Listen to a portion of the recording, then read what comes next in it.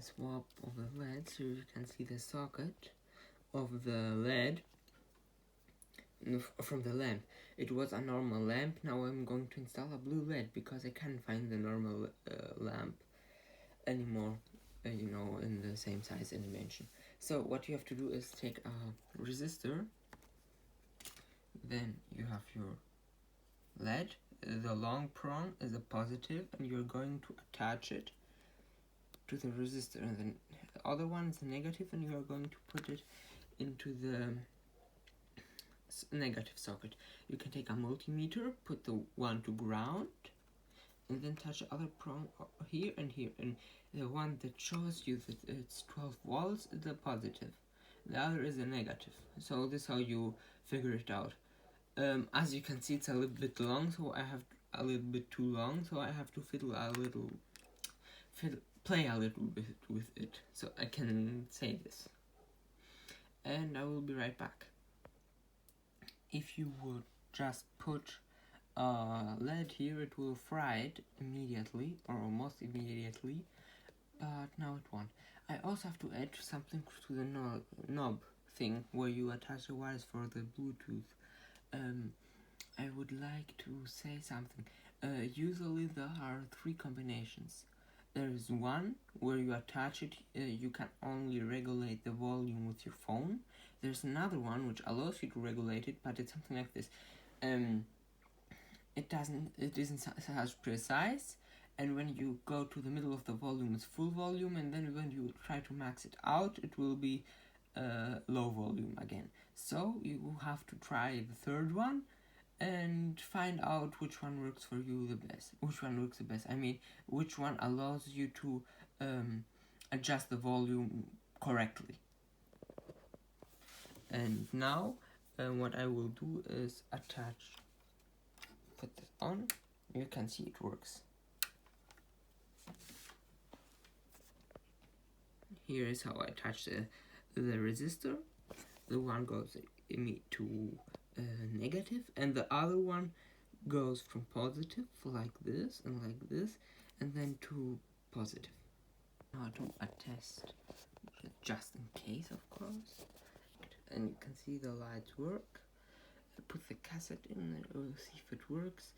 Take a look at the cassette, at the Bluetooth, see if it works, and then close it up. I will show you how it is when I'm done assembling it, and I will also do a small review.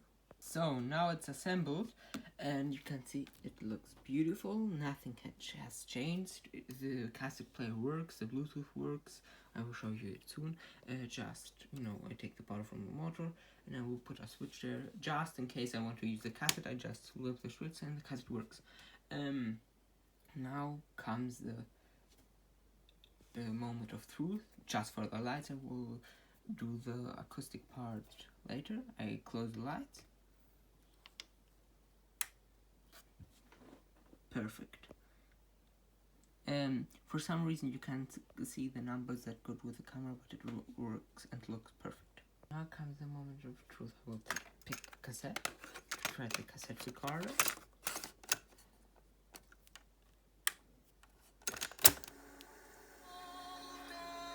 Enough. I don't want to get copyrighted. Here's the song I'm using. Yes, I have to give credit, sorry. Now, here's the cable. Normally it would be attached to this, and then to the motor. When you put the empty cassette inside, it would switch the switch. But now, as I said, I want to attach a switch, and I will just put it to power directly, but it will be the same. Yes, something like that. Hope that it makes good contact. Come on. Yes, it turned on. Perfect. Turn it on, and now turn the Bluetooth on. Turn the Bluetooth on.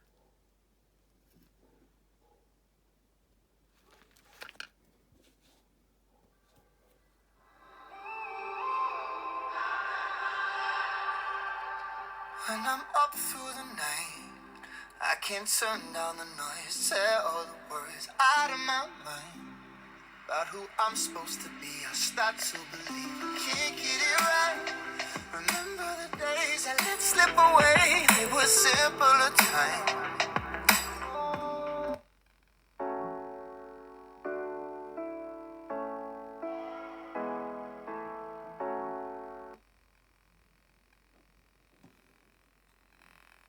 Oh, damn, internet isn't okay. So you get the point. You can see the internet is loading right now. It works perfect, no problems at all. This is the noise the Bluetooth module creates. You can't really get rid of it except by switching off the module, which would be removing the empty cassette when it's finished. I hope that you like this video. If you like this video, like, share, subscribe, and as always, have a nice day. Bye.